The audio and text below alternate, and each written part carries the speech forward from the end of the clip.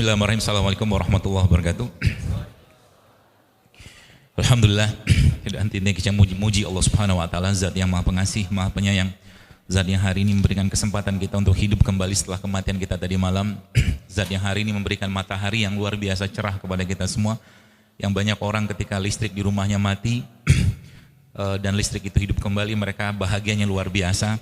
Tapi mereka lupa ketika matahari Allah setiap hari menerangi kita seperti ini, kita belum atau tidak mendapatkan perasaan sensasi seperti listrik yang hidup kembali. Itulah bukti bahwa sebenarnya kita masih belum banyak bersyukur dengan nikmat yang Allah berikan. Kita belum merasakan dekatnya Allah dengan kita semua. Bahkan saking dekatnya Allah dengan kita semua, Bapak sekalian, maka kalau kita bicara tentang manusia yang paling baik kepada kita, maka jawabannya ibu kita. Tapi nanti di yaumil hisab, karena saking luar biasanya Rahman Rahimnya Allah, maka kita lebih memilih saat itu nanti di yaumil hisab untuk lebih dihisab Allah daripada ibu kita. Karena Allah jauh lebih sayang kepada kita semua daripada ibu kita sendiri, bahkan orang tua kita.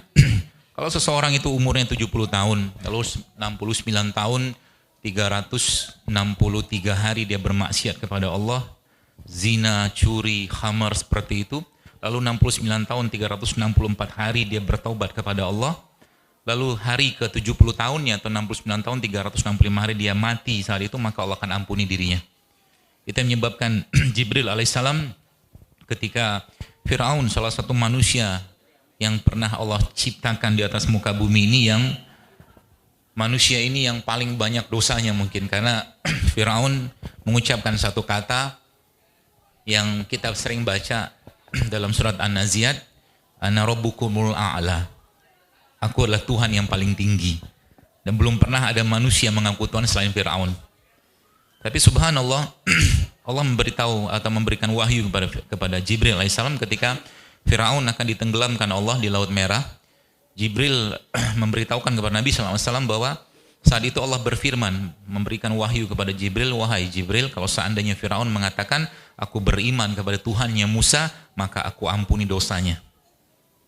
Itulah kasih sayangnya Allah, Bapak sekalian, yang saat ini mungkin kita lupa, kita belum ingat, atau mungkin perlu diingatkan kembali bahwa mata kita berkedip, ya karena Allah, jantung kita juga berdetak, paru-paru kita juga semua mengembang, mengempis, Allah yang perintahkan semua.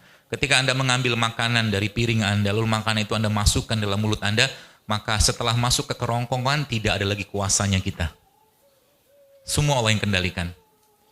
Maka hidup kita milik Allah. Hidup kita saat ini, bahkan hati kita pun Allah yang kendalikan. Artinya kalau seandainya kita hidup di dunia ini hanya cuman begini-begini saja, rugi banget. Kemarin saya bertemu dengan seorang teman pas haji kemarin, alhamdulillah. Beliau lagi sekolah di Madinah dan dia mengucapkan, orang yang masih muda, belum ada 35 tahun, dia mengatakan sebuah kata yang membuat saya, ya sebenarnya saya punya pikiran yang sama. Apa pikirannya? Pikirannya, dia bilang dia sudah jenuh banget dengan dunia ini. Orang-orang yang kita menjaga iman kita, mukmin itu ketika hidup di dunia seperti ini, Bapak sekalian, maka mukmin atau mungkin dunia ini ibarat penjara buat kita. Nggak ada indahnya dunia ini. Ya. Dalam konteks bahwa karena memang kehidupan kita bukan di sini, maka bersabarlah kita dengan ujian, maka bersabarlah kita dengan fitnah, gibah, apalagi zaman sekarang fitnah, gibah luar biasa. Yang luar biasa nanti adalah bahwa ketika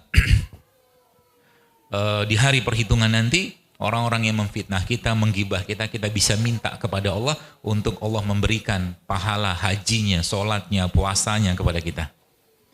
Maka hidup seorang mukmin itu pilihannya cuma dua, kalau nggak sabar ya syukur. Ya, hanya itu saja. Maka jangan pernah mengeluh ya dengan hidup kita ini, karena saya baca beberapa penelitian Barat yang mereka nggak ada Tuhan di sana. Ya, orang-orang Barat itu nggak ada Tuhan. Tuhan mereka ya uang, harta, wanita, waktu. Ya. Mereka mengatakan sekarang bahwa meditasi itu bisa meningkatkan imunitas, meditasi bisa begini begitu. Ada yang mengatakan puasa bisa begini begitu. Islam sudah mengajarkan itu semua. Islam telah mengajarkan itu semua dan semua sudah dicontohkan dengan sangat-sangat lengkap oleh Nabi alaihissalatu wassalam. Maka kita bersyukur Bapak sekalian menjadi umat, ya, umatnya Nabi Muhammad SAW. Karena umatnya Nabi Musa ketika mereka akan bertobat dari dosanya, maka mereka harus membunuh dirinya. Begitu yang Allah sampaikan dalam Al-Quran. Tapi umatnya Muhammad SAW begitu mudahnya Allah maafkan. Ya, karena doanya Nabi. Nabi-nabi itu Bapak sekalian kalau mereka kesel marah sama kaumnya, tinggal angkat tangan, habis semua lulu lantak. Ya. Tapi Rasulullah SAW adalah manusia yang menyimpan doanya untuk kita. Maka kita berharap umat Islam ini bisa bangkit. Bangkitnya umat Islam dengan cara apa? Dengan cara ilmu. Ya. Rasulullah tidak mengajarkan secara spesifik teknik berperang. Ya. Detail yang tidak diajarkan. Rasul tidak mengutus Abu Bakar, Umar, Utsman, Tolha, Zubair, dan sahabat-sahabat yang mulia yang lainnya itu untuk belajar militer ke Romawi saat itu, atau mungkin belajar ekonomi ke Persia. Tapi Rasulullah mengajarkan Al-Quran kepada mereka. Maka kalau Anda menyatakan atau kita berkomitmen untuk menjadikan bagian dari Al-Quran, maka harus diwujudkan dalam dalam aksi nyatanya. Ya.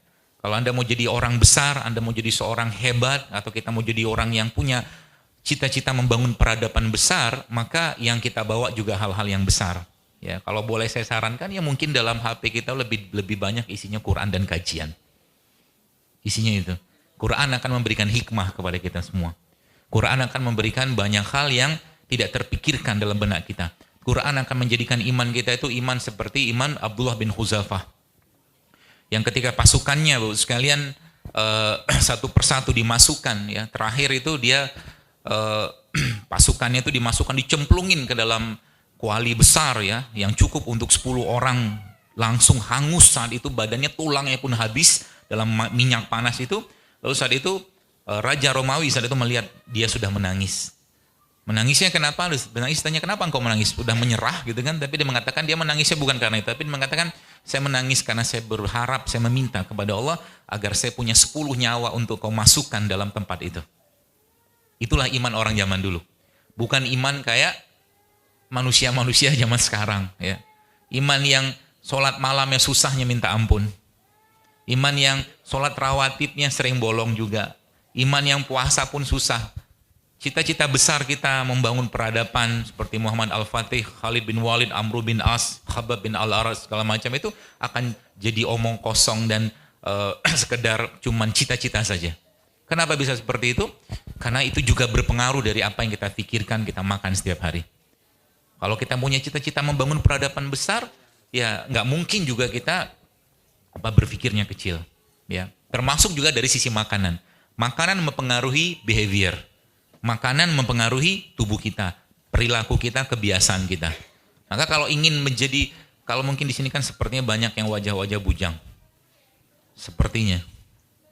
Kalau salah satu indikatornya selain mungkin kalau mau nikah nanti ketemu akhwat atau ikhwan yang soleh atau soleha, maka selain Quran dan hadis ya mungkin, atau mungkin ilmu tentang agama, tanya sama dia juga, kamu sudah minum madu berapa sendok satu hari? Oh iya.